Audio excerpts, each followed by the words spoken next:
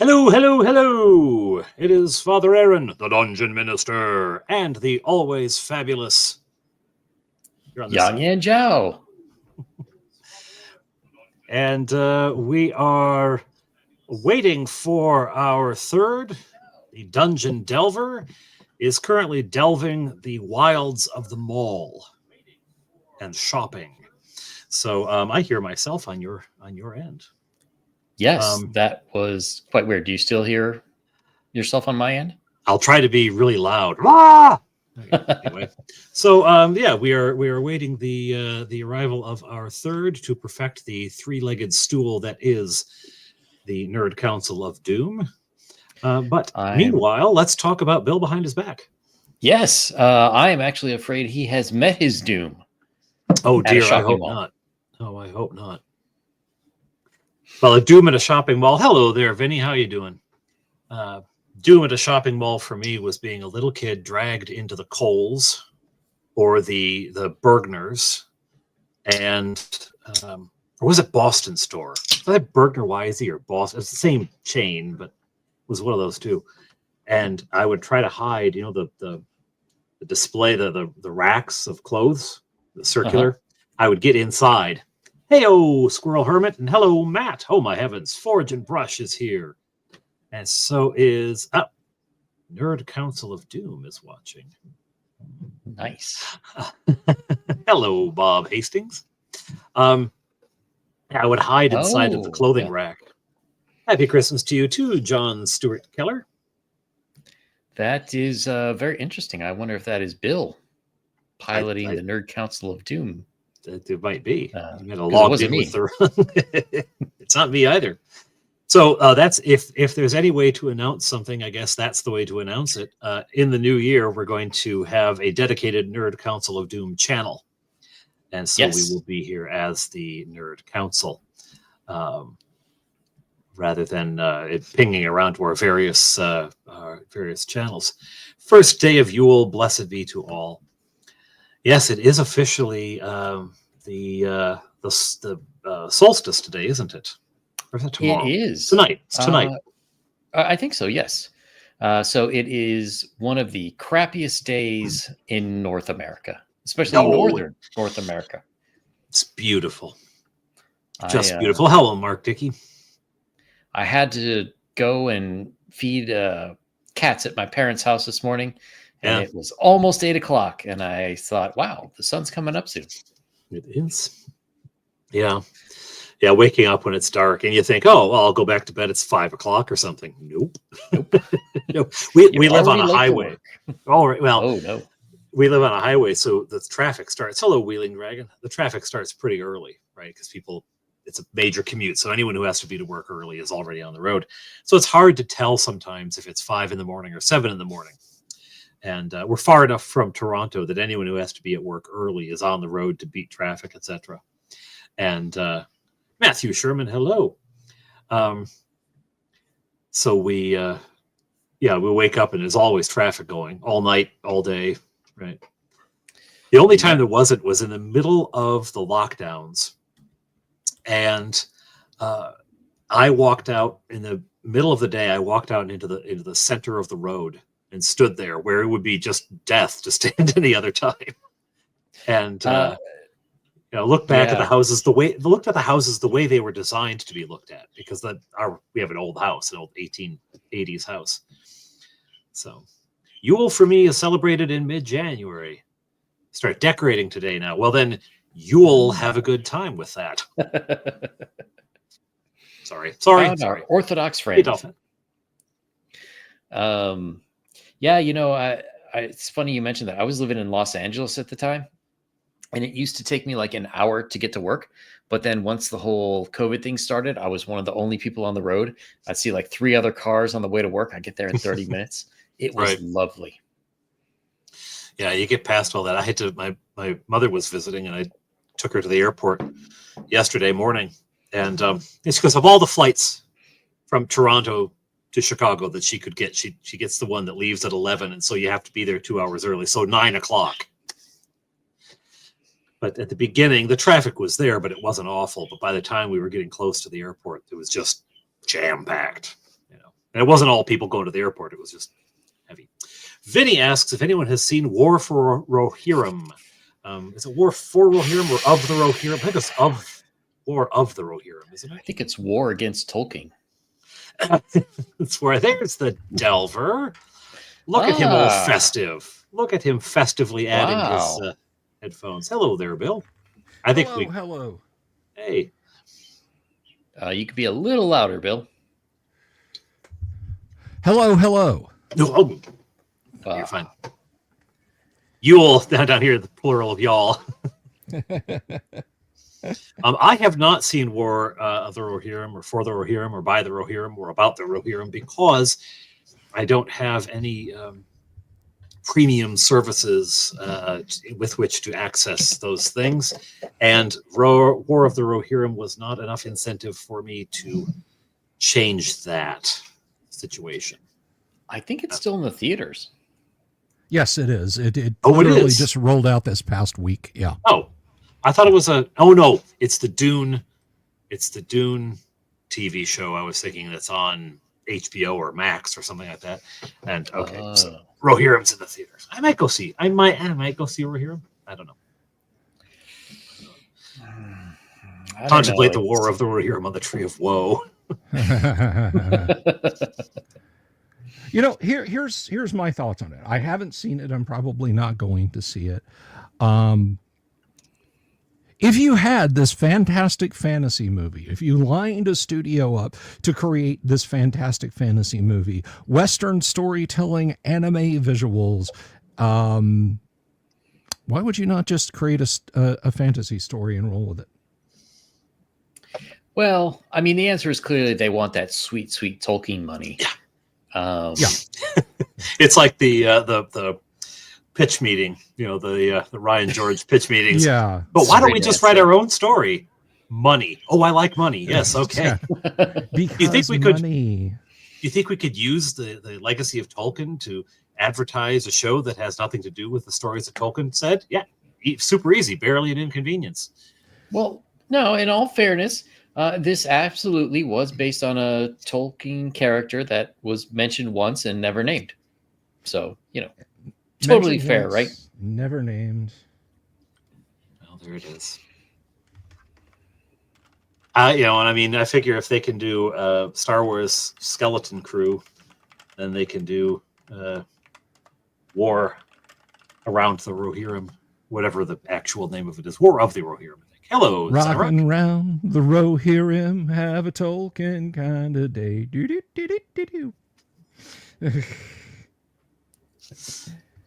Anyway.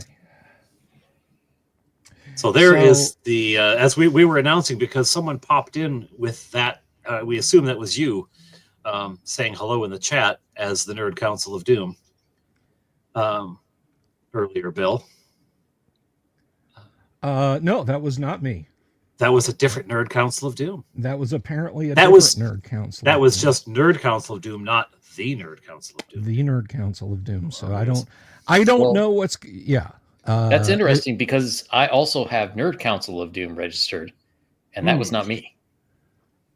Well, but you can make your name anything. So at any rate, there are nerds who are in council. It's just like city councils. Every city's got one. Every town's got its own council. There could be more than one. That's okay. Exactly.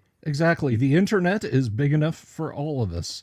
As long as we're not content stealing, then I think we're probably good. I think we're all right.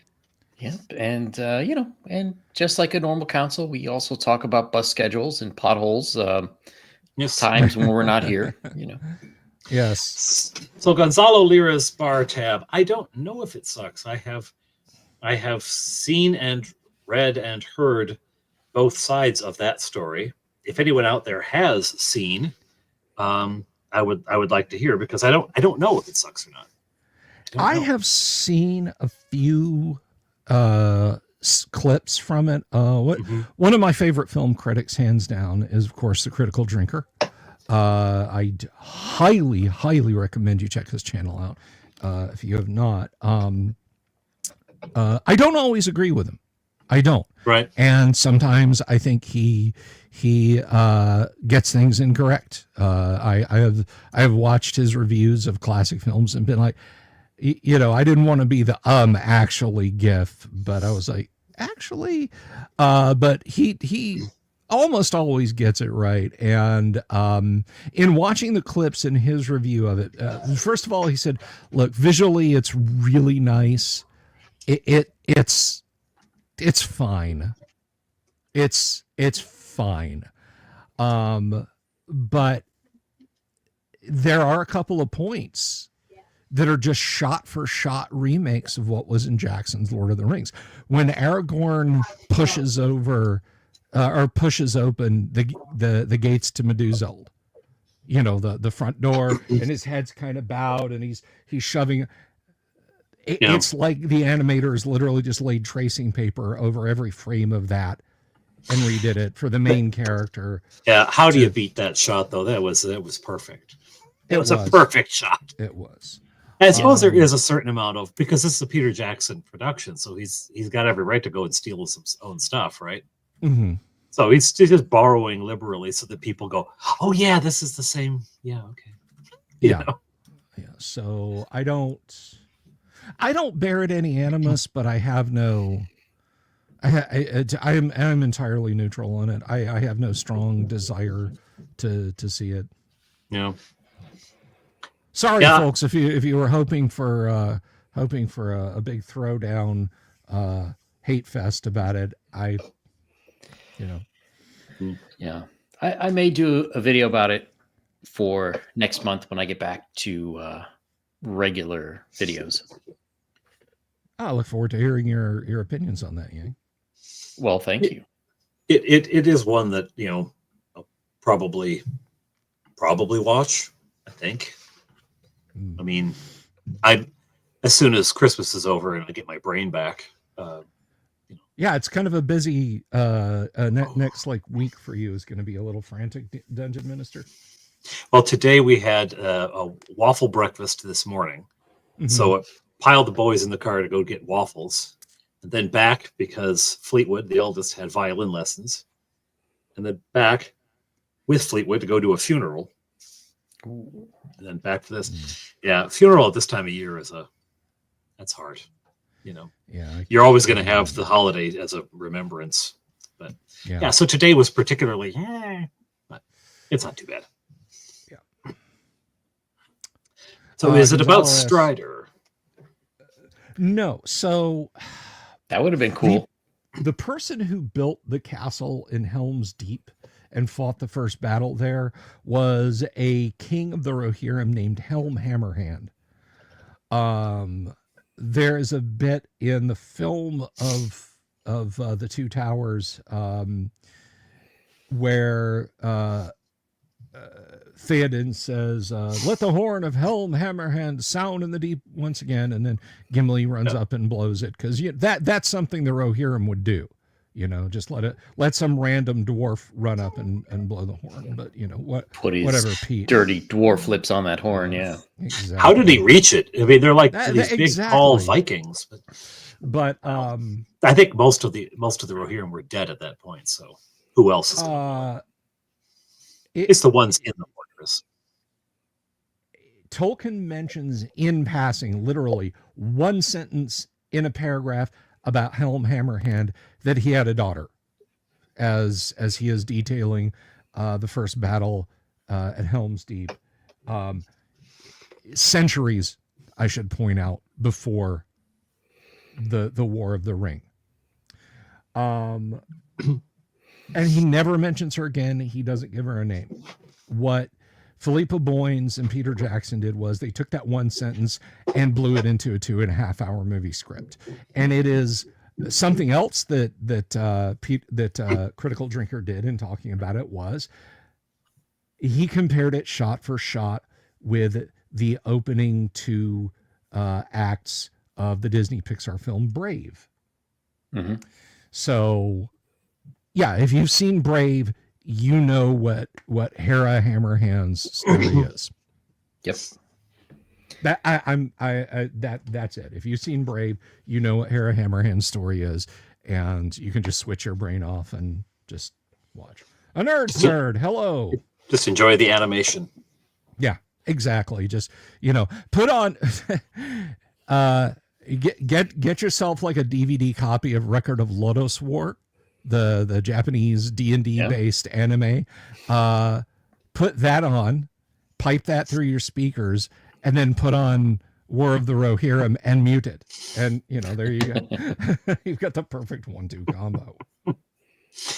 Well, it does look, there's some of the animation looks really good. Some of the animation looks like they were in a hurry. Well, supposedly that's one of the problems is they had like 24 different studios working on it at different points. So they're touting that like it's a wonderful thing. It's really not. Yeah, that's like writing a history book about the British campaign in North Africa, and the British had 9 generals compared to just the one the Germans had. That's not a good thing, guys. It's really not. Well, the other thing too is, let's say you've got one studio that's the equivalent of Studio Ghibli, and then you have another that's the equivalent of 1970s Hanna-Barbera. That's going to clash pretty hard. Don't you go dissing the Hanna-Barbera, man. 1970s Hanna-Barbera. 70s. We only have to draw one tree. Yeah. One tree that goes across the screen. And of course, we all, I know we here in the council know this, but for some of you folks out there, there is a, hey, Robert. There is a Lord of the Rings and Studio Ghibli connection. The Hobbit was animated by an animation studio in Japan that often worked with Rankin Bass called Topcraft. They were so dedicated to producing a really, really good Hobbit based on, I think the artist's name was I can't remember. I actually have the children's magazine over here somewhere, but here it is.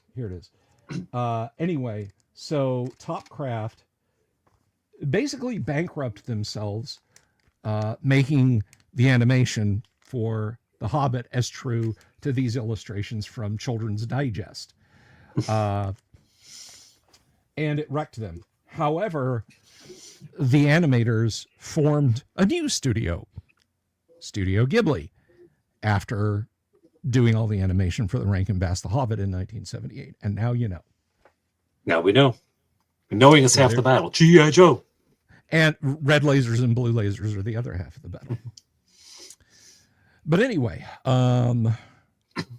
so yeah, I'm almost certainly going to give it a miss. So I'm seeing in the chat, Otherworld Miniatures out of business. Oh, that is unfortunate because they looked really cool.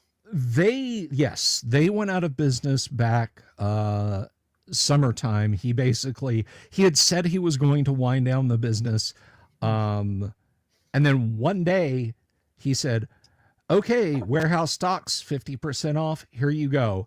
Oh. I saw that message a couple of hours after it posted on social media. Everything was gone. People cleared him out. However, I am made to understand that other studios bought molds from him. So hopefully through other vendors, we'll be able to get some of those calls. I want more Otherworld Minis trolls. I have 3 of them. They are classic AD&D, skinny, horrid looking trolls. And I want at least 4 or 5 more of those just to be able to set them all down on the table to the horrified looks of my players. I have to say, I've seen a number of trolls out of WizKids. There was one that had that. It had that classic, stringy, ropey, and it was perfect. But it's out of production apparently because all I could find are other versions. You can occasionally find one like on eBay or something, but it was really, really good looking. Yeah, the Wizards of the Coast / WizKids minis, they have driven into the FOMO express lane. So it's like, hey, we're only making so many of these. We're only going to produce these for so long. And it's like, Why do they do this? Really, guys? Thank you. I already have discontinued tastes, right? Like, right. Exactly. When I went out and got my own apartment, I bought a lamp and 2 lamps, and they're really nice, And then I thought I'd like the matching floor lamp, but I went back and no, they don't carry that anymore. And I bought forks and spoons and knives and stuff, and I'd like a few more, serving things. Nope, they've discontinued that line. Everything I like, the sandals I wanted, I bought one pair. They were the most comfortable sandals ever. I went back to find them, discontinued. Man.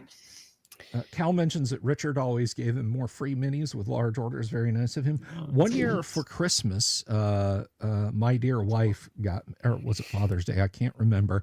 But she got me a large order from Otherworld, and they actually included, he put a couple of Otherworld pencils in, which I have around here somewhere, and a set of Otherworld dice.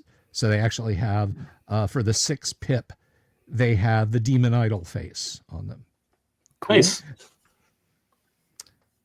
But since we're talking about tchotchkes and that sort of thing, gentlemen, do we have any stuff that isn't unobtainium that we're suggesting as Christmas gifts this year?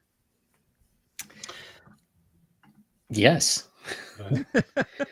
Yes, we do. Okay, next topic. The problem is most of the ones that I have are purchased for people who are within earshot. I am going to start with a controversial pick. So, Padre, if you could share the screen there, please. I see it there. I'm gonna suggest Dungeons and Dragons: The Making of Original D&D. Now, I know that there are people who are ready to stab me for this, based on the horrible Wizards of the Coast forward, and I think there's another one at the end, which calls Gary all sorts of names. However, all the interior is great. You've got a lot of letters between Gary and Dave Arneson. You've got original notes on how they went basically from chainmail to what became D&D. So for anyone who's interested in D&D, anyone who is interested in game creation, tabletop game creation, or you want to create your own campaign guides, this is a fantastic book to study, just to see how at the beginning they went through the process trying to figure out what works and what doesn't work. And you could just take a knife and cut out those 2 chapters that are horrible. Now, this is $100. I wouldn't necessarily recommend it for $100. I have heard that there are other places that where it's much cheaper, like half off in some places I've heard. I don't know how true that is, but I have a feeling half price books and maybe even Ollie's will be getting shipments of these in the not too distant future. So you can go ahead and pull a 1977 and just put a picture of this book in under the tree for someone's gift and say, you will get it as soon as it's a reasonable price. As soon as it goes on clearance, you got one. Yes. Yeah, there you go. Actually, Wheeling Dragon has a good idea there. Don't cut the pages out. Glue them together and fill them with stickers. There you go. There you go. I love it. That is one of the reasons why we love you, Wheeling Dragon. You are the arts and crafts maven of the TTRPG set. Well, and I was just going to say, if the other book offends your eyes too much, we have a book from 2018, Dungeons and Dragons Art and Arcana, which is a visual history of all the old school ones. Only $26, very reasonable. I do want to point something out about that. Yank, do you know if they still have the deluxe version of that, the slipcase version? Oh, And I don't know. here's why I bring it up. Here's why I mentioned that one. The slipcase version, I see it right there, $69, middle of the first row. Nice price, by the way. Um, that particular one, um, that particular one includes a pair of playable D&D adventures. It Nice. includes the folio version of the Tomb of Horrors and the Tomb of Rahotep, which Gary was written by a friend of Gary's named Alan Lucian. And Gary liked it so much, he created Tomb of Horrors based largely on Tomb of Rahotep. So they are very raw. There is a lot you have to do as a DM. So if you're primarily a fan of later edition D&Ds, just understand you've got some homework. And the art in the folio version of the Tomb of Horrors that comes with that Art and Arcana visual history set has all the art is done by a friend of mine named Tracy Lesh. He did it back when he was a teenager working at TSR.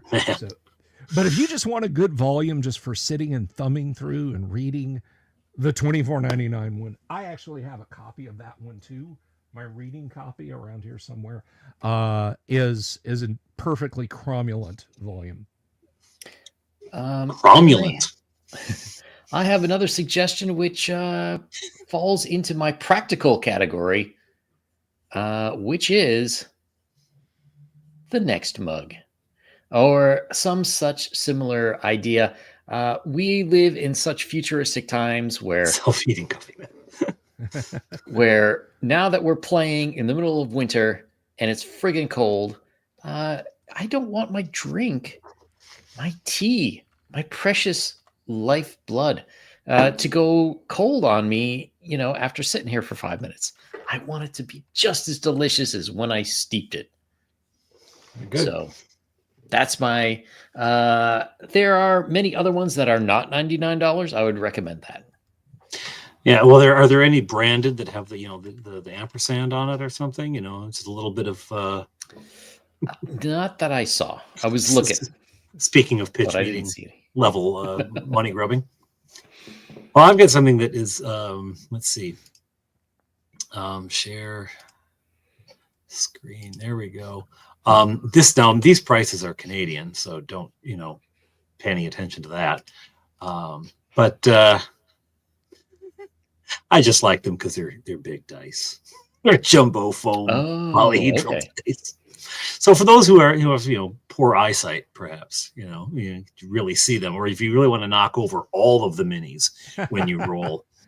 When you roll your dice, that's the set to get. They don't have a standard 6-sider, but we have found that the local dollar store has them. They have pips instead of numbers, but you know what? These look fun, and I like it because although they don't have the same colors, the 20 and the 4 are the same. My original set was all rainbow of colors. And so it at least harkens back to, it's a set I still play with. It harkens back to that for me, although they got the colors wrong. My blue is the 10 and my 12 is green and my 8 is purple, but I won't want to, I'm not going to split hairs on that. So. Well, I have one that several of my crafty friends have been hoping will be under the Christmas tree. I've shared that out there. Dungeon Minister, if you want to bring that up on Still Story. Here it is. This is a rather popular item, I've told. Now, I have spoken of both the virtues and dangers of 3D printing. I'll be launching a 3D printing channel in 2025. Be on the lookout for that. Yes, I mean it this time. But this is the it item in 3D printing right now for those on a budget. Now, it is $199, but by all accounts, it is the bee's knees of 3D printers, and with a small enough 3D printing nozzle. And I have seen examples, pictures taken by friends and shown to me. Yes, you can get tabletop quality Warhammer size Space Marine style minis that are just top notch. This auto calibrates. It has a great print bed on it, which is where it draws the filament. And this is a filament printer. You do not have to, like I do with the resin printers, you don't have to have them sequestered off in another part of the house that does not share airflow with the rest of the house, and so on and etc. I've seen some really cool things. You can knock out terrain, monsters, villagers, little houses, dungeon terrain, what have you. $199 for the base model. So for the hobbyist, the dungeon master in your life who just loves the tabletop setup and wants something that will literally give endlessly, or at least as long as you can afford filament. Filament and electricity. Yeah. Filament and electricity. That's it. I think Dungeon Minister's 3D printer is like a hot cutter for polystyrene and a hobby knife. Yeah, my 3D printer is whichever one the that WizKids and Reaper use in their factory. Right. No, we don't even have room for one, let alone budget. You have another thing here that this is not like unique, and it's not specifically D&D, but for those who like to use props in their games, who hand out actual scrolls and maps and that kind of stuff, and playing with kids, that kind of stuff. Don't do a lot of it, but every once in a while, right here, I've got the Battle and Barrow made an adventure. It included a room with this tumbler system, and he made the tumbler system for us too, which is pretty cool. Very neat. If you don't happen to have a Battle and Barrow as your friend, other things like this kind of stuff, which you could find all over the place, right? This one happens to be from, I guess, the Hellraiser movies. There's things like this. There's those cylinders with the letter codes on them. You can open them, and they put a message inside. Especially, I think if you're gaming with kids, teens and kids. Sure. To be able to configuration, perfect for gaming with kids. Yeah. Yes. You hand them a thing, and they got to solve that, because so often I find trying to introduce a puzzle into the game means I have to think of the puzzle first, and I'm not that smart. I'm just not that smart. But you know what? This thing. And then it avoids the whole, well, I have an 18 intelligence, I must be able to figure it out. Like, no, you have to do it. You sit there. Yeah. Role play the intelligence. So when I get out a hammer and a portable jigsaw, it's like, oh, well, you know what? I will take the Alexander the Great approach. Break it the first. Gordian knot, just slice it in half. Yeah, and is that something new in to share? Me? No, Yang. Oh, no, sorry. Okay. That was maybe for later. Maybe. Oh, maybe for later. Okay, keep it. I'll keep it there. We won't mess with it. Yeah, so that, we got a lot of different price points in here.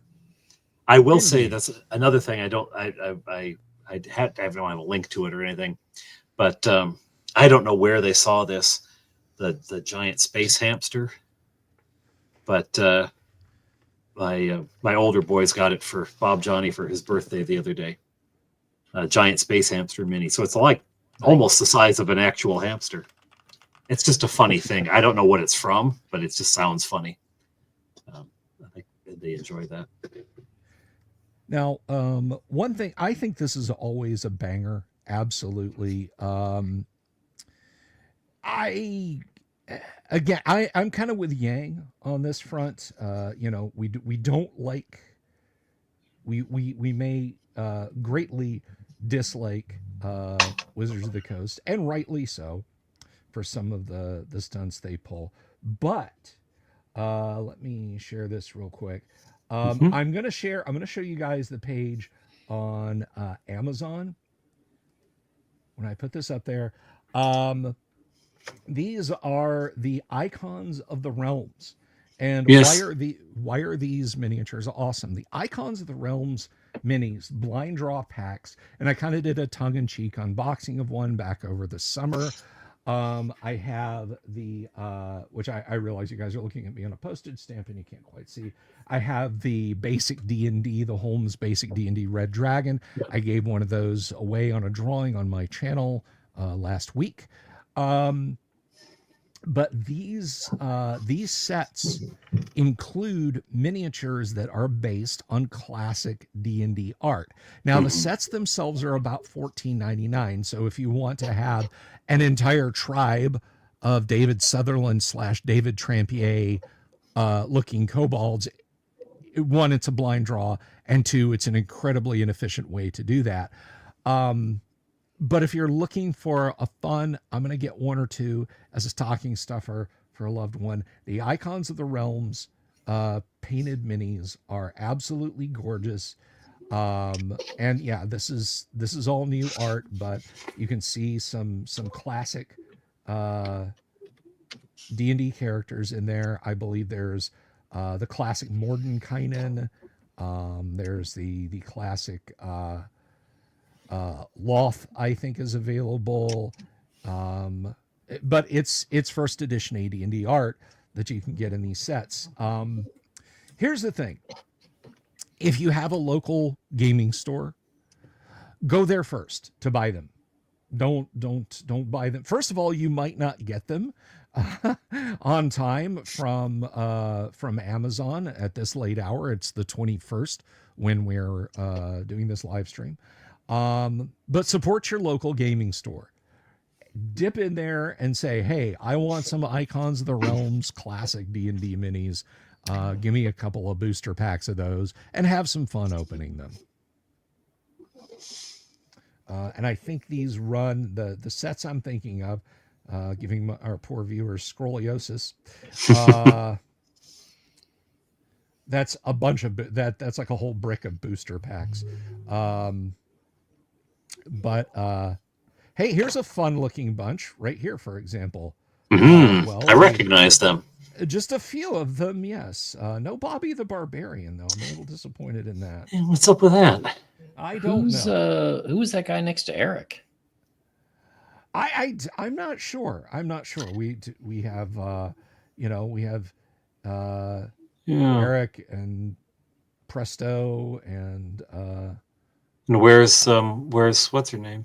Yeah, so it's not a complete set, but you can absolutely get some classic miniatures in these sets, and don't let the $249. That's usually for bricks, for like, oh, I want a case lot of them. Oh, right. Thank you very much, John Scotto. Thank you very much, and a Merry Christmas back at you. All right, so anyway, that's just a suggestion for anyone looking for some classic D&D art themed minis as stocking stuffers. Grab a set, grab two sets at your FLGS, and show some love to the classic D&D fan. Show them some love. Your household. I have one that I did an unboxing of this game a while ago. It's not TTRPG, it's not role-playing game, but it is a board game. Now, it's a Canadian game maker who's in this is one place in Tillsonburg, Ontario. You can pick up a copy in the store. Otherwise, you got to like contact the guy online. He's all very, very new, but the game is hilarious. It's called Turnabout. It's not the first game named Turnabout, but I got a copy of this because the maker of the game had to be a friend of my brother-in-law's. It's sort of a route there, but it's this bizarre, like it's got all this stuff in it. It's like Monopoly and Sorry had a love child together, and or what kids would invent if you just gave them a box of old game pieces with what game they would invent. And it's chaotic and crazy, and Bob, Johnny, and Touchberry have been inventing their own version of the game. And it says in the rules, these are the starting rules, or make up your own, whatever. That's what they've been doing. They've just been inventing their own bizarre game, which they line up all their stuffed monkeys. It's just the monkeys for some reason, and the monkeys all play the game. They're actually playing it, but it's very strange and very bizarre. It's a lot of fun. If you happen to be near Tilsonburg, go grab a copy, or if you want to find it online and try to arrange one that way. But it is a lot of fun. Can you think of a more Canadian game title than Sorry? Sorry. Sorry. Sorry. Canada. All right. Yeah, I think, well, the Turnabout Fair Play, it also has two, it's like a figure 8 shaped track, but then there's these 2 bridges that cross the open bits, and they turn. They actually rotate. So, yeah. So that's why hence the name. That's the name. That is very cool. Yeah, it's fun. It's a lot of fun. Another one is Synoda. That's another game that actually was at Claricon. I'll see if I can find it. Synoda is a lot of fun as well. That it's very it's like chess and checkers in that it is really, when it comes down to it, it requires a great deal of strategy, etc. And here we go. Synoda. It uses 4-sided dice, but you don't roll them other than to decide who goes first. They're not rolled. They're game pieces, and which number is up, which number is it's set to determines how the dice moves and how many points it's worth. So you try to capture the pieces, and if they're higher numbers, they can move more, so they have more flexibility. But if they're captured, they're worth more. So sometimes you want to lower the number, and you can spend a turn raising and lowering the numbers. It's quite fun, and I've had my tuckus handed to me by, I think, all of my kids now in this game. Excellent. But that's a very fun one as well. Oh, the guys out there are picking on the D&D kids. Calvin Oney says, I wanted Tiamat to eat those damn kids. Fan 316. I always rooted for Avenger to win because those kids were annoying. Man. Where's Bargle when you need him? Right. Speaking of Avenger, was that supposed to be Orcus's horn on his head? No, because Orcus's horns are curved. Oh. If you look, I don't know if we'll get cursed if I bring this up. Well, we've got the Padre with us. Yes. But I can, let's see. Let's pull up the monster manual real quick, and I will share that. We're safe. Give us nominate Padre real quick there, and we should be all right. Let's see, Orcus. There he is. Okay, so I gotta zoom way into this. This was designed with the eyes of kids and healthy eyeballed adults back in the 1970s. Let's see. Let's zoom that in quite a bit, and then I'll share it out. Yeah, I think zoom and enhance. Squirrel Hermit, I'm coming over for dinner. Oh, what's Squirrel Hermit having? Stuffed chicken breast and scalloped potatoes. Oh my god! We had Faux Fire made potatoes dauphine en noir the other day. Oh, cheesy and delicious. Squirrel Hermit, I hope you made enough for everyone. Venger had one horn on his head for the same reason Michael Jackson wore one glove, because it was the 80s, and yeah, here we go. Yeah, so a ram's horn type affair. So, and that's kind of how he's kept in all the various illustrations over the years. So there we go. So I've been seeing this question pop up on social media a lot from a lot of my friends. I thought it was orchids. They don't have horns at all, Bill. No, that's narwhals. Yes. And narwhals have horns. Narwhals have horns. Orcas don't. Yeah. If you're a lonely sailor, that back fin might look like a horn. If you're a lonely sailor, oh well. Anyhow, did you guys do any holiday themed games? Any Yuletide in your campaign settings you subjected your players to? Not this year. I have one that I've been working on that might be I might release next year on my website. What website is that, Yang? That would be empireoftheundyingsun.com. Empireoftheundyingsun.com. Speaking of last minute things, is there stuff there people can purchase yet, Yang? No. Okay. Because all the freaking shopping cart software that I use doesn't work. Oh, no. Yeah, there's been a problem since June. Oh, I'm sorry, But man. I'll get it one of these days. But for all the people who did, well, A, if you subscribe to the website, or B, if you bought the print version of the campaign guide, Fairy Hill should be out very soon. I just have to finish the cover. I'm hoping still this year, if not the very, very beginning of 2025. But it should be this year. If you guys meet up with me at I will be at EggCon in July of 2025, and you happen to have your copy of Fairy Hill, I will sign it for you if you'd like. Ooh. Yeah. Whether you consider that increasing or decreasing the value, I will leave to your own judgment, but I will gladly do that for you.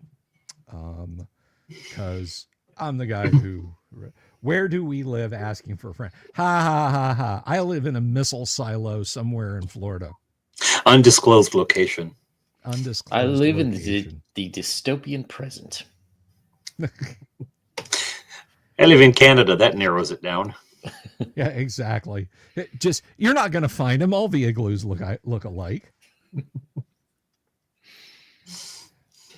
Yeah, Bob says that he old geeked at a Krampus style game yesterday. Oh, nice. That would be the way in. That would be the way in there, because I'm trying to think of doing a Christmas game, and of course, vocational hazard. The first thing I'm thinking of is I don't really want to gamify the nativity, but of course, you could go with the more Krampus approach, and then it's a little less touchy. What's the 51st there, Bob? Yeah, what is the 51st state, Bob? Puerto Rico? Greenland, actually. Greenland. That would be great. Greenland. Wallace-Shawning the way that only Wallace-Shawn can. I did a Christmas game this year.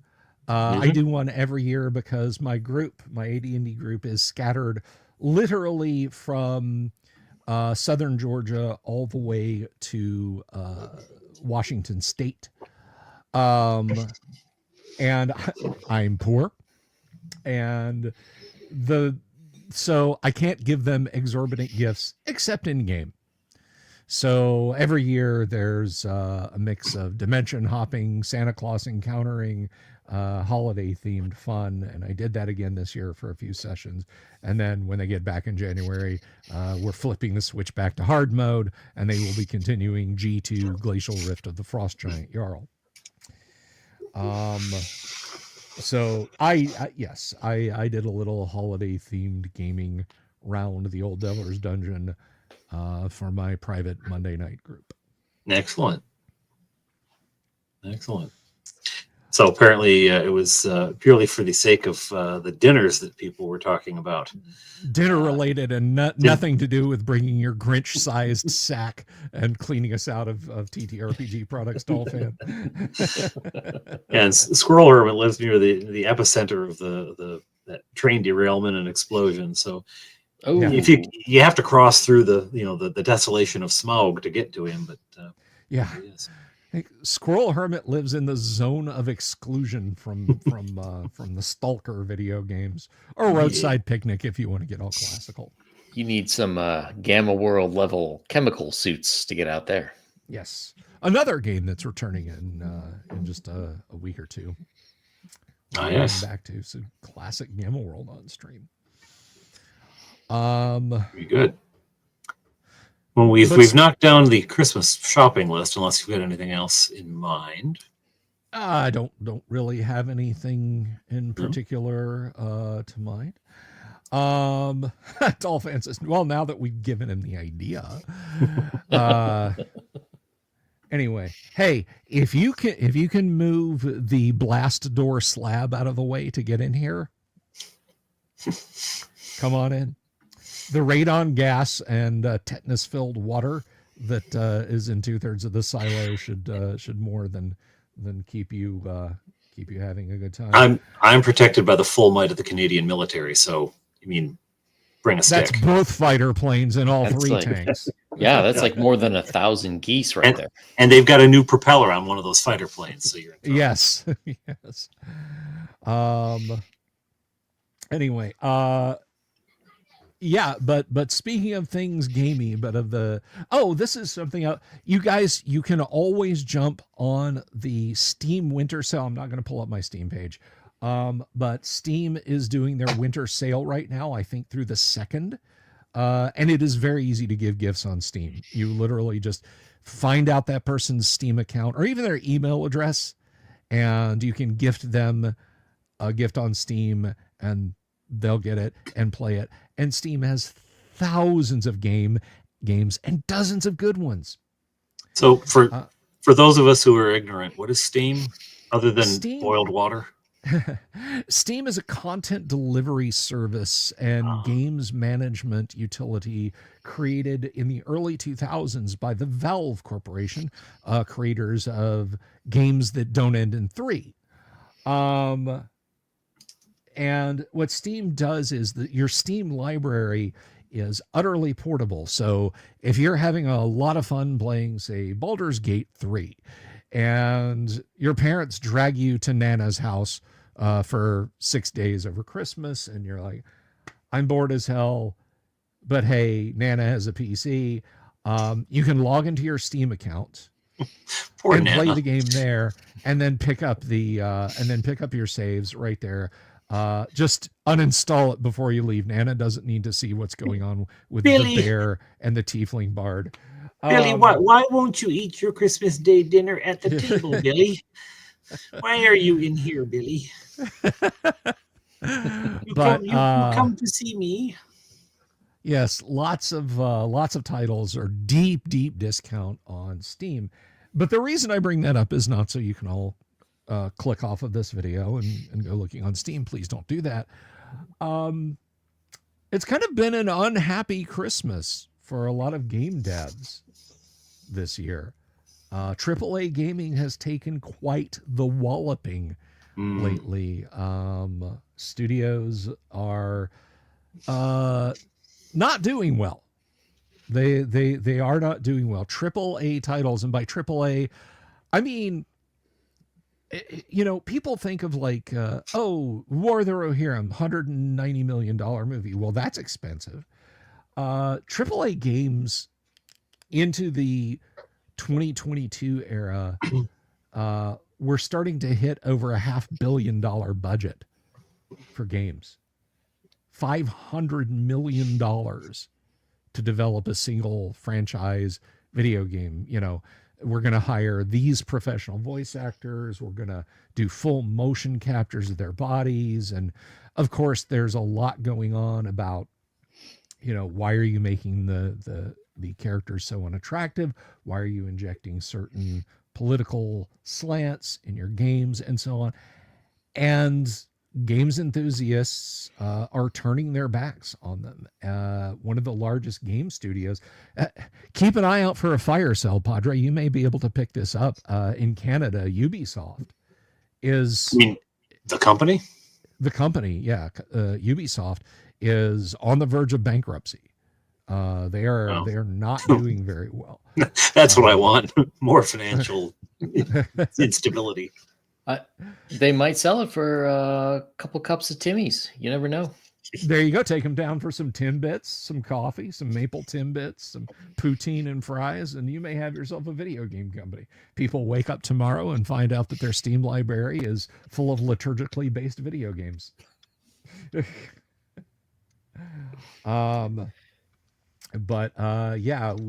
had there's been quite the collapse of the AAA games market. Yang, what's your take on it? Well, I think that there's a few things going on.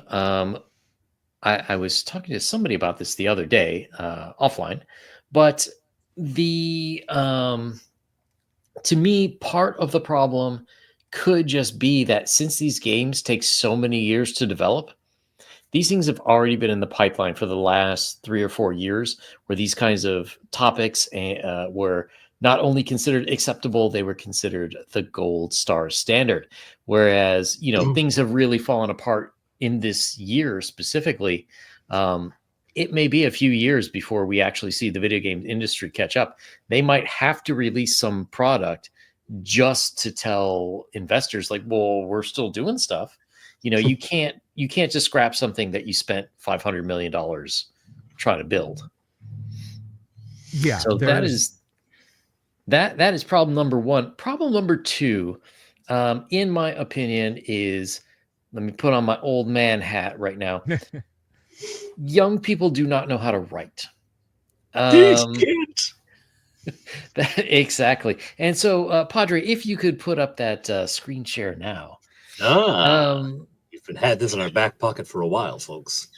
So this is not a video game, but this is an image. What is that green line coming out of? I know what that green line is. No. This is coming out from DC Comics. That is Harley Quinn. They are promising us. No, it's not. They are promising us at least 35 pages of Harley Quinn and her best farts. Promising or threatening? According to them, it's a promise. And to me, this is sort of a similar problem with what's going on in video games and movies, which is even if you stripped away all the woke stuff, all the political nonsense, that was covering up for people's terrible writing skills. This is what comes from Captain Underpants being the most popular book series for little boys. This is what you get. That's what you get. Yep. So, bad writing, and not only is it bad writing, but you have people in the editing who are also terrible, because somebody should have said, no, what's wrong with you? Why would you want to do that? Yeah. But it didn't happen. And I blame MBAs as well as young people. But I think video game companies also have a certain similar thing where you have a bunch of bean counters at the top, like Captain Underpants. Okay, that sells well. What do we have that's close to Underpants? And, young people are like, well, farts come from Underpants. Like, well, there you go. And this is what you end up with. This is fetish material. Yes. This is someone's disgusting fetish. People are being charged to look at someone's disgusting fetish. Every day we grow further and further from the light. Yeah. I'm taking that off the screen. I can't take it anymore. No, that's fine. Like I said in the chat, God's not dead. He's just afraid of what he's created. Yeah. Man. But getting back to video games, that's a large part of what I think the problem is. Those two issues. There it is. Yeah. There it is. Yeah, and I've said this before, and Yang knows this as well as I do, and I've mentioned this when the Padres have been on the air. When I was a kid in the 80s, and even a young adult moving into full-on adulthood in the 90s, you worked at Marvel, your book did 300,000, or you were gone. You were gone. They would call you in and say, look, that X-Men storyline didn't resonate with people. They would either knock you down to a lesser book, or they'd say, hey, I can put in a good word for you at Malibu. I know a guy over at Malibu. You would get bounced quick. Nowadays, if a comic can sell 50,000 issues, they will crack open the champagne. It is tell you it's closer to 20,000. Okay, then it's gotten worse. It's gotten worse. If a book can move 20K issues, crack open the champagne. And what I think is hilarious is you will hear defenders of things like the comic that Yang just showed say, look at the numbers, look at the sales numbers. You just have to go to this distributor's, Diamond or whoever, and look at their numbers, and comics are healthy as they've ever been. They are grabbing onto the sales of manga, Japanese comics, and claiming those as total comic sales. You know, kids want the unending story of One Piece. They want to catch up on Berserk. May its creator rest in peace.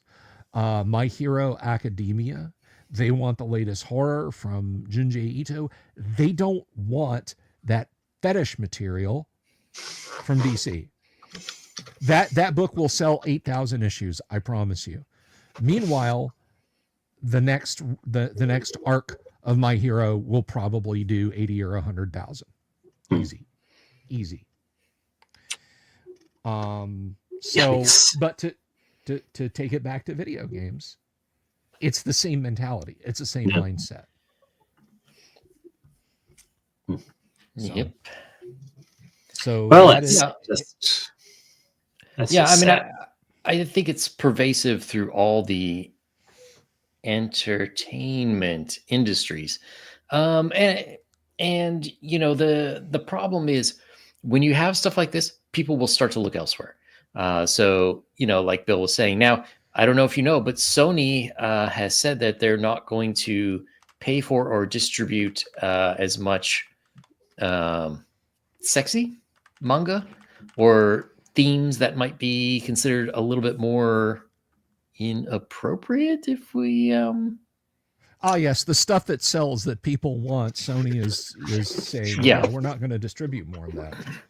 So you know, to me, I think to some extent part of the shift that we had to tabletop gaming in the last few years was a reaction to this. Like, well, if you know, I don't want to read this crap, I don't want to watch this crap, I'll go make my own stories with my friends. You know, and we've had issues with tabletop gaming modules as well. So, you know, I don't know where people are going to go next, but now that sort of the mask has fallen off, and a lot of these practices are not looked upon favorably, let's say. I think that it's we might be due for the rise of some independent media. So we'll have to see. We'll have to see how that goes. I would love to see it. There was a little group of programmers who were 9-to-5ers at a company called Soft Disk near Austin, Texas, back in 1992. They pilfered their office PCs for the weekends, and they put together a side-scrolling jumping game that made their bosses really happy. And with the money, the lead programmer went out and bought a Next Station NextCube, which was a desktop supercomputer you could buy back then. And then they pilfered the PCs again. And the next game they released was called Wolfenstein 3D. It was a dozen guys who were barely out of their teenage years. And then when Softdisk was like, oh my gosh, what have you got for us next? They created a little game called Doom. And they did it on, nowadays, the budget they did it on was virtually non-existent. Yeah. Yep.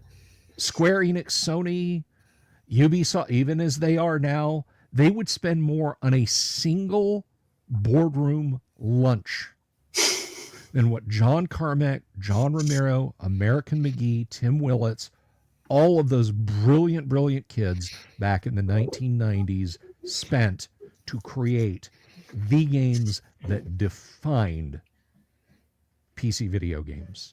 Yeah. Created the genre of first-person shooter. And they were also they were creating them in somewhat of a vacuum. Like now you could say, oh well, I'll use that kind of structure. That's the kind of game I'll make.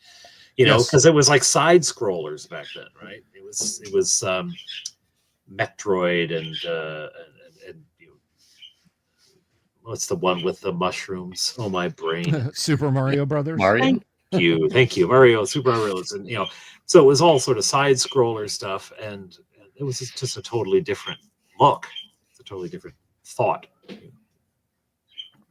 Yeah, it very much was. But nowadays, there is a formula. There is a formula that you will follow. There is a certain company that set the story tone for years. I don't want to get too far out into the weeds on stuff that a lot of other YouTubers have covered, but the Sweet Baby Inc.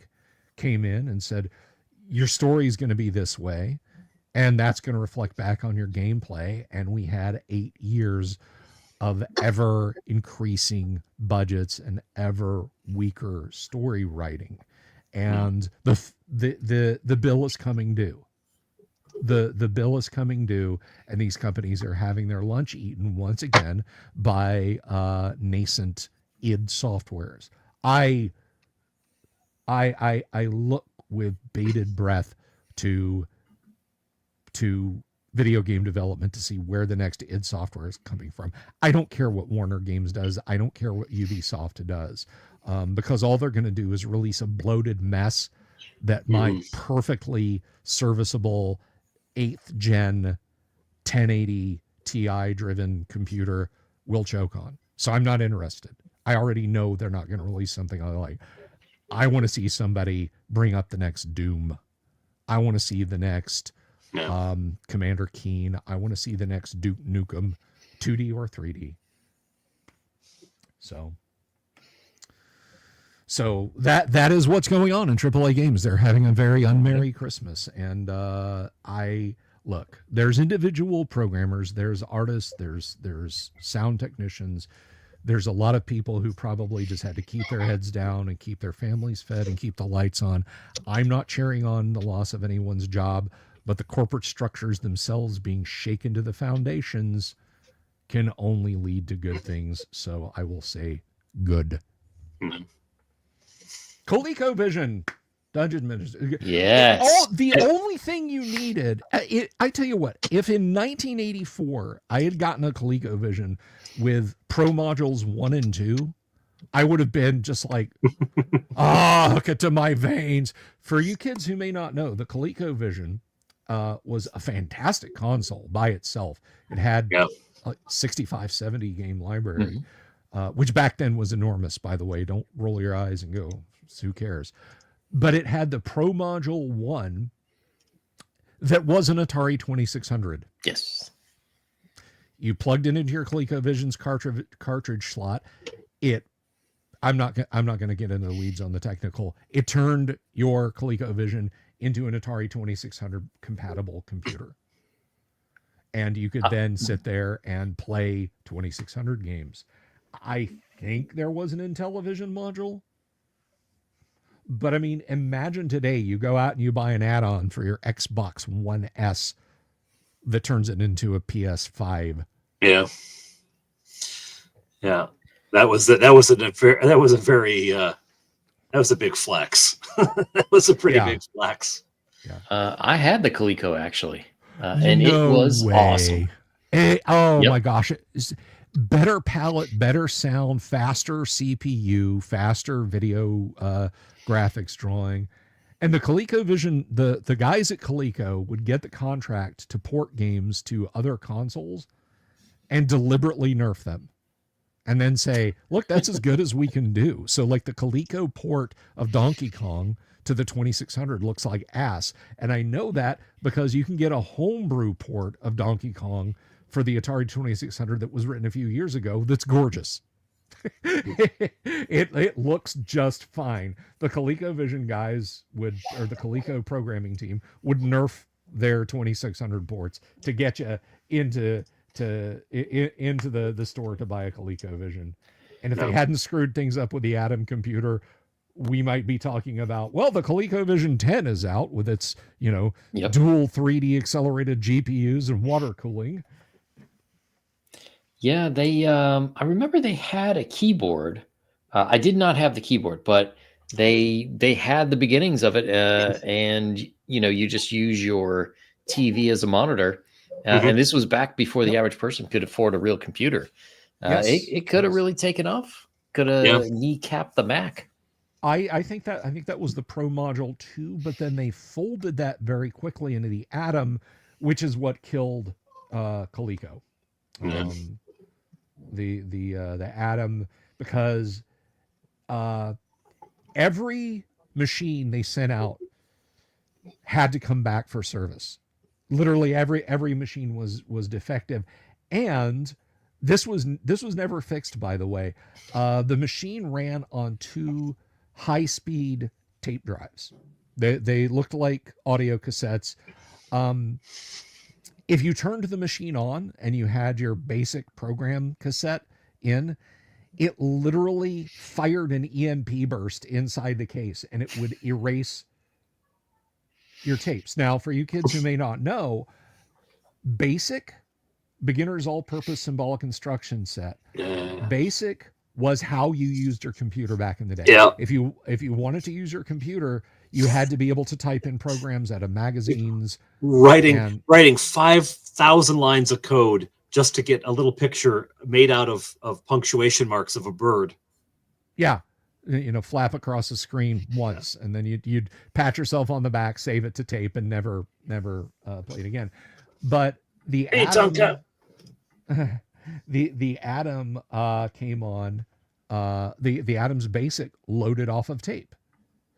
If you had your basic tape in, and you turned your Atom on, it erased your basic tape. So you were toasted. Some people even said, like, if you had the tapes next to the computer when you turned it on, that it could reach out and erase your Coleco Atom operating system, basically. But yeah, no, when I was a kid, like, if you had said, "Hey, here's a ColecoVision," I'd have been, "Oh, get me." Yang, did you have the big Pro controller? No, I had the controllers that you show with the little mushroom things. Yeah. So there was that's what I had too. Yeah. Yeah. The Pro controller was this monstrous handheld thing that I gotta find a picture of this. This was, I don't know if you guys had gotten this when you were kids, if you would have been horrified or over the moon to get these. Let me see. Coleco Pro controller. Let me see if I can find these. Oh, this is perfect. The picture is a little small, and I apologize for that. But let's see. Come on, there we go. That's not too bad. That's not too bad. Present, share screen. Look at that monster. Yes. Nice. That is an adult's hand. Yeah. So you had a numeric keypad. You had 5 buttons because there's a thumb button there. And then you had 4 buttons there, and you had an 8-way joystick up here, and back here the wheel on a wheel, a horizontal wheel. I actually had that, but it was broken. So it came because I got my system secondhand, and it came with that as well, but it was broken. No, I was just as happy because that looked too much for me. Yeah, you could do curls with it, Dolphin. Oh, absolutely. Yeah, don't skip arm day while you video game. But yeah, those were those were pretty radical. But I think that was towards the end of Coleco's life as a toy company. They still had the Cabbage Patch doll. That was a Coleco toy. And those were huge. Oh, right. Remember seeing like on ABC News, you'd have Peter Jennings sitting there talking about fist fights over Cabbage Patch dolls at Zayre's. You always thought, like, because that was back when news anchors had some gravitas about them, and you thought, what? Did you ever think this would be what you'd be talking about, Peter? Did you go to journalism school for this? Did you get a degree in journalism for this? Exactly. They cut away to commercial. Jennings lights up a heater, takes a couple of puffs. He's looking through his notes. And I just get the feeling serious with this? You want me to leave? The Shah of Iran has died, and you want me to read this? People are fighting over Cabbage Patch Kids. People are fighting over dolls, rubber, and plastic. All right, 30 seconds. I just wondered what happened to that. Wave the air clear. I mean, didn't we used to have like 1 or 2 people who would die every year at Walmart on Black Friday? What happened to us as a nation? You mean, why did that stop, or why did that happen? Why did it stop? When did we lose our aggressiveness? You know, I don't know. I don't. Oh, once you get Amazon, and all you had to do was get on soon enough to hit the deals. Thank you, Agile Monk. That's awesome. Merry Christmas and Happy New Year to you as well. I think basically when DVD players and flat panel TVs just became literal commodities, like, I want a new flat panel TV. I'll drive around the neighborhood and find a nice 40-inch because somebody bought an 80-inch, you know? Yeah. I just literally will pick one up off the curb. I think when we hit that point to where it wasn't like, 32-inch TV is regularly $799. It's $199. Black Friday only. Each store gets 6. And there may be a technology sitting out there that will spark that again. But I also think there was the human malware that hit in 2020. And because I don't think people have gotten kinder. I hate to say that. Padre, you can absolutely shout me down. Like, when it hit, everyone's like, well, now we know what really matters. And then as soon as possible, it was proven that shopping was what really mattered, apparently. Yeah. Now I think, I don't know if Christmas hit at the wrong time for them. I don't know if they were popular last year, but I think the item this year past was Stanley Cups, wasn't it? Or am I just completely out of the loop on that? That was last year. Yeah. That was last year. Okay. Yeah, the whole thing about the car that burned of the Stanley Cup was in it, and the contents were still cold. and when that happened, and I'm like, what is this Stanley Cup? What company's making these? And I realized it was the same as the thermos I have in the cupboard that I've had since I got my first factory job as a teenager, saving up for college. It's the same Stanley. And that's what Stanley thermos cups were. My dad had one. He would take, it was for guys like, I got this thing double full of SpaghettiOs so I can, wolf it down in the 15 minutes I've got between hanging drywall today. And they were absolutely built like tanks.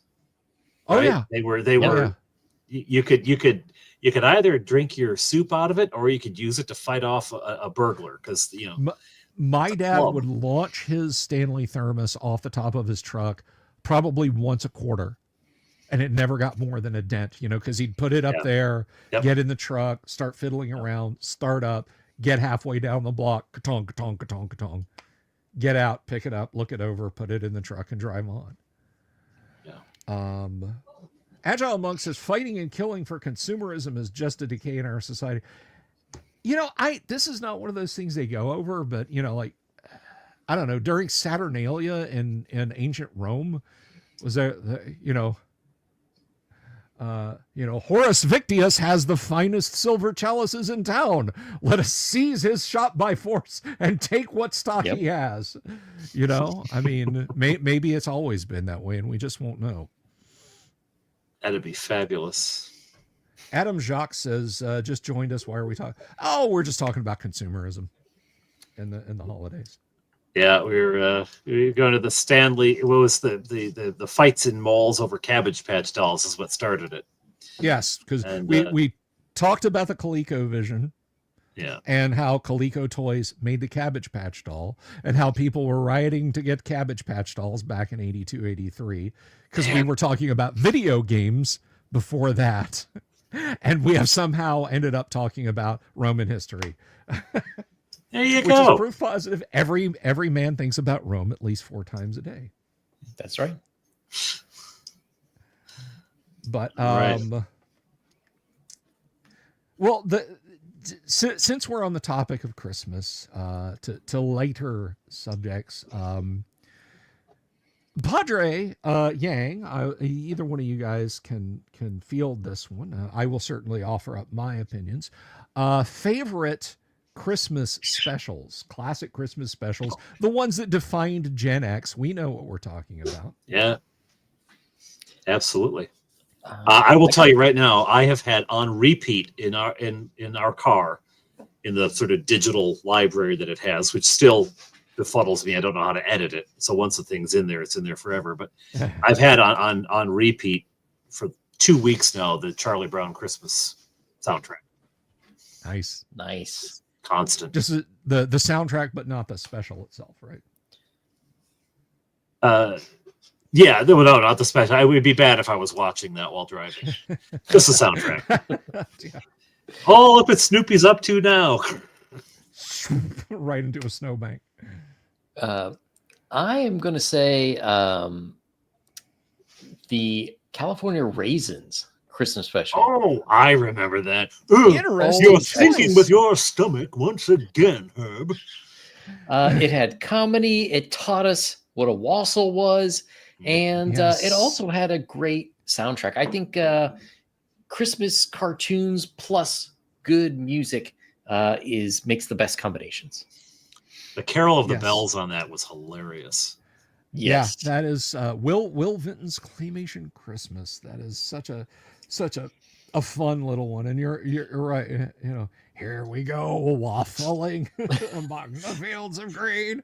No, it's wassail. It's wassail. You do that so much better than I do. You've got that. Well, there's nothing more Christmassy than a big stack of syrup-drenched waffles. Oh my God! It's like I'm watching the thing right now. I love that. Hitting it over the fence. Over and over. Wow. I love that one. That's great. And you know, the weird thing about that special too is it was only on the air for a couple of years. Yeah. It's not like the others that were perennials. I think it only lasted somewhere like 3 years on network TV, and then it went over to cable, but it only lasted like another 2 years there. It is that rare 1980s, like mid 1980s special, I think that still holds up today. Because God, did they throw a lot of stuff at the wall in the 80s for Christmas specials, and nobody remembers any of them. They're not good at all. No. But that was a really beautiful. Thank you, Dolphin. Yeah.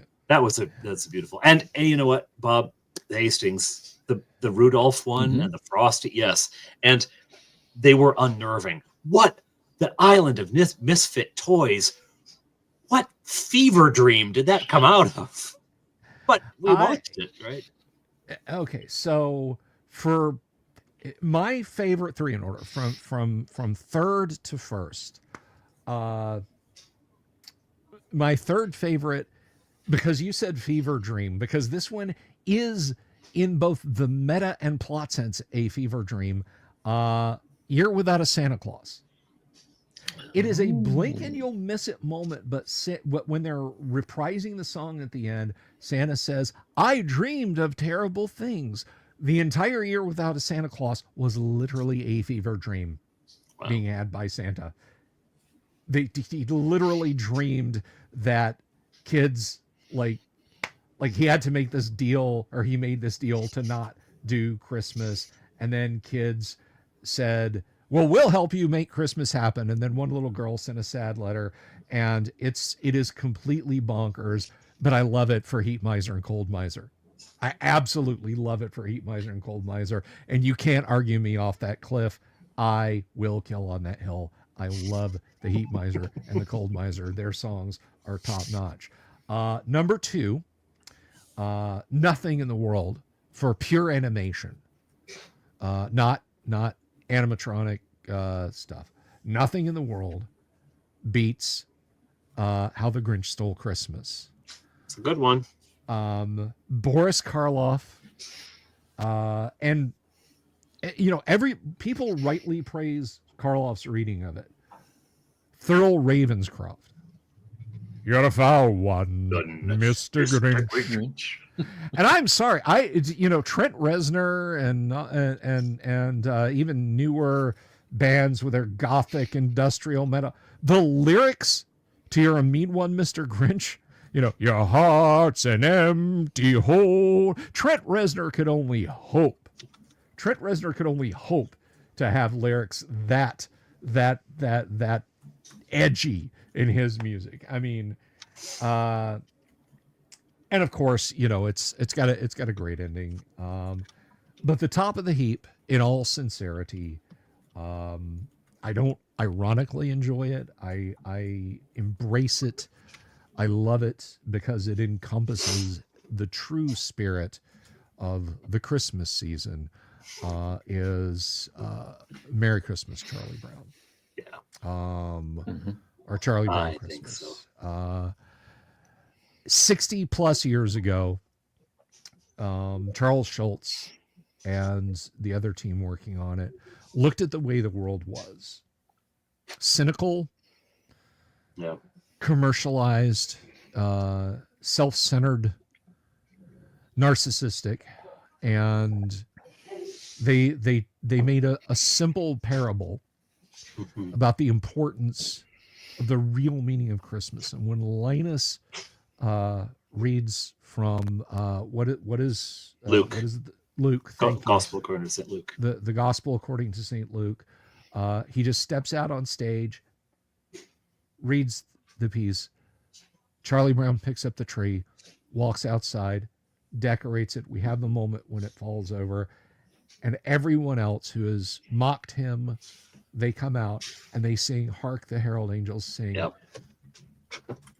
It's a beautiful thing.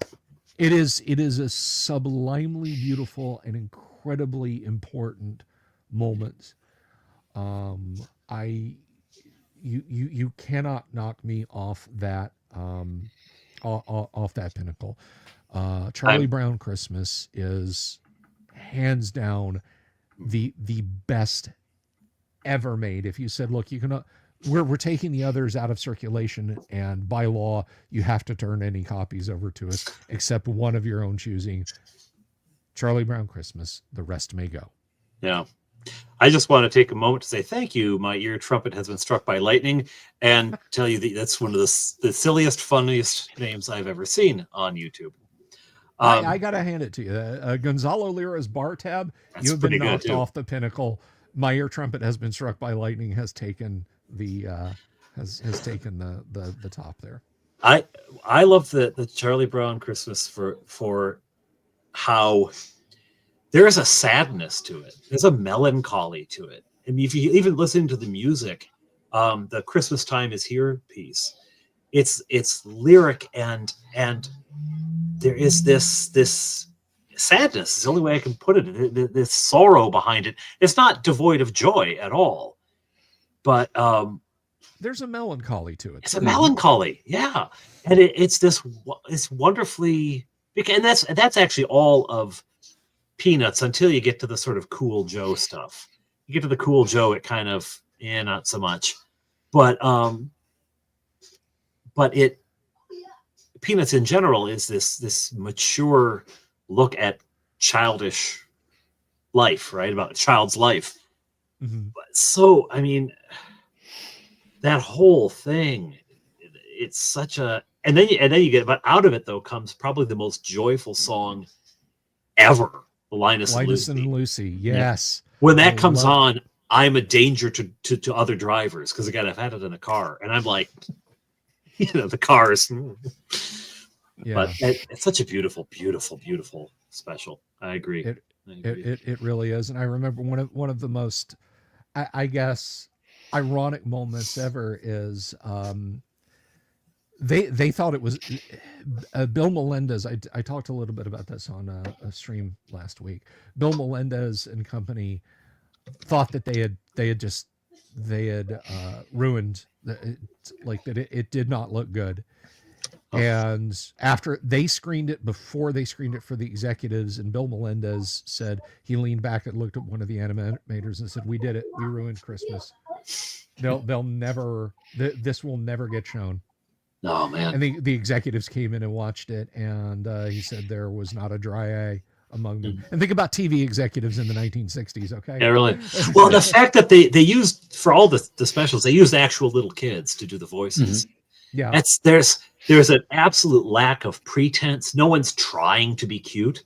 That's why I don't like it when adults are voicing children, because they're always trying to be cute. Yeah. They just were talking, right? And sometimes they didn't even sort of like understand what they were doing. They knew it was for Charlie Brown or something, but they didn't get what was actually happening. It was just, and they had to do the lines over and over because some of the kids just could not say the words right. Yeah. So you get this odd cadence, like you'd get a perfect paragraph out of them, and then the next sentence they couldn't get, so they just they would just splice together the best cuts that you could get. But it works on every level. It shouldn't, and it does. Yeah, it's beautiful thing. Wore a Peanuts t-shirt in Disney World, and the cast kept stopping to thank me for wearing it. Oh, that's wonderful. Yeah, that's very good. That is wonderful, Adam. Yeah, you gotta love the Peanuts. Peanuts is the Christmas special is by far the king of all Christmas specials. However, I have found one that is actually decent, and it came out last year. So Padre, if you could share the screen there for a second. Merry Little Batman. Now, this is a story about Batman, Bruce Wayne, his son Damian Wayne, who's actually in the comics, and he's quite a bit younger in this, and he wants to be like his dad. So he can do like the acrobatic stuff and this and that, but he's like 7, so he's pretty ineffectual against most things. Merry Little Batman combines like Christmas specials plus Home Alone with Batman. So we have various Batman villains are robbing houses, Grinch style, to steal Christmas from people, and he's got to defend Wayne Manor.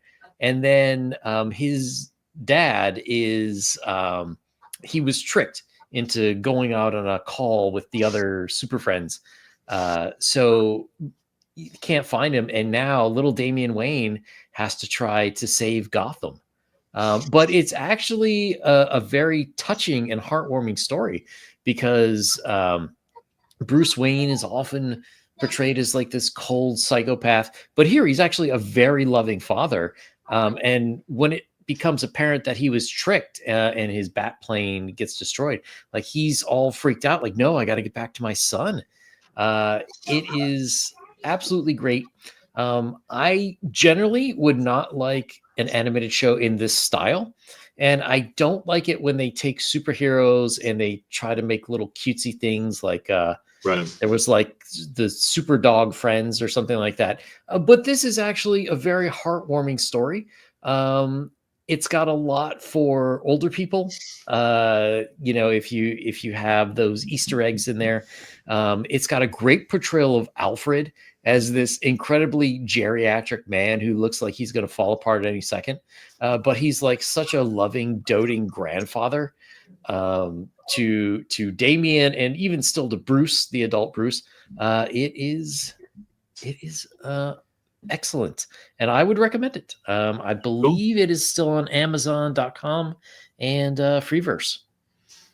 Yeah, I'll check it out. We're lining up stuff to watch while I bake. I got cheesecakes and cookies and other stuff to make over the next couple of days. So maybe I'll put that on in the background. Thank you, Yang. It's nice. There's enough in there where they'll put in jokes that adults would get that kids wouldn't. Like at one point, Damien is walking through the bat cave. He's trying to find a bat suit that he can wear, and they've got all the bat suits from the movies, including the I think it was the George Clooney nipple bat suit. Nipple bat suit. Which kids wouldn't notice that as they're just walking by it, but adults are definitely going to pick up on that. Oh, that's great. Yeah, it's definitely going to have to check that out. Very cool. Oh, thank you very much for the super sticker there, Adam. Super sticker. So I kind of want to wrap up with this, but I don't know if we're near the wrapping up point. Now we're at about an hour and a half here, a little over. So yeah, we can get closing in on wrapping up. Closing in on wrapping up sounds like very non-committal Anglican thing to say. Well, the Southern thing is you say, well, and then, Yeah. you just, well, and clap your hands on your lap and just kind of, rub them like that. And then, the upper Midwest too. The upper Midwest, you talk all the way to the door and then out into the driveway. Yeah. My grandmother would she'd be at the window of the car talking to us. So Nerd Council of Doom 2025. Yes. We have, unless you guys announced it when we started. We kind of did, yeah. Oh, damn it. But lots of people weren't watching, so go for it. Go ahead. Nerd Council of Doom 2025. We will be moving into our own place, Mom. We're gonna have a pool table and a pinball machine. Nerd Council of Doom in 2025 is taking off. We will have our own YouTube channel instead of the round robin where we bop from my place to Yang's place to Dungeon Minister's place and on and on and on and on. We are going to launch our own channel. So all of you guys watching, whether you subscribe to my channel, Dungeon Minister, Yang's, all of our channels, we will have that out. And when we do our first show of 2025, all of us will send out the links and you'll come there to watch. Now, it's a new channel. And it is it's got a subscriber. Dolphin just subscribed. So there you go. Yes. Well, there we go. Okay. So please do subscribe. We're gonna do fun stuff. You'll be able to buy us a coffee. We're looking at some merch possibly. And all sorts of fun stuff, but it'll be over there. We'll announce it on our own channels. But you can, that's one more tab to have open in your browser. When you've got like 30 YouTube tabs open, you can make it 31 now. Pop that in there. Padre, there's a link in the private chat if you just want to throw that. Where's the private chat? Oh, there's the private chat.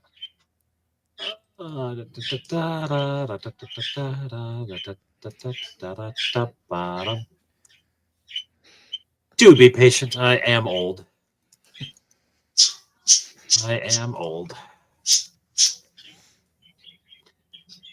Here it comes. There we go. The Nerd Council of Doom. We'll have. Well, hopefully Santa brings you some more RAM, Dolphin 316. But yes, you will be able to join us over on the Nerd Council of Doom. We will meet monthly, but we'll have fun stuff like shorts and all sorts of interactions with you guys, and then that way we can hang out at our clubhouse over yonder at Nerd Council of Doom. So please do like, subscribe, spread the good word, because we'll be a brand new channel and therefore won't be monetized for a good while. Or who knows, maybe it'll be that fast. So, I said 3 people have beat Dolphin to it. So we've got 4. Look at that. We're on our way. Yes. Oh, we're up to 6. And Agile Monk as well. And thank you, Agile Monk. Claricon was pretty awesome. I agree. Yes, it does look like there's some Archbishop jobs opening up in the UK. Yikes. Vault. There it is. I hadn't heard about that, but you don't want to hear about it. It's not nerdy. Well, it's kind of nerdy, actually. Both of them are pretty nerdy guys, but oh boy. I did want to share one more thing before we left. When we were talking some consumerism, I was looking for this and looking for it about the fights at the stores over things. There are 2 ways to get enough. One is to continue to accumulate more and more. The other is to desire less. I love it. And I think that right there, the new shiny thing, I need to have more than the neighbor has, or whatever. Maybe just say, I'm pretty content with what I have, and I don't have to go fight anybody for another TV.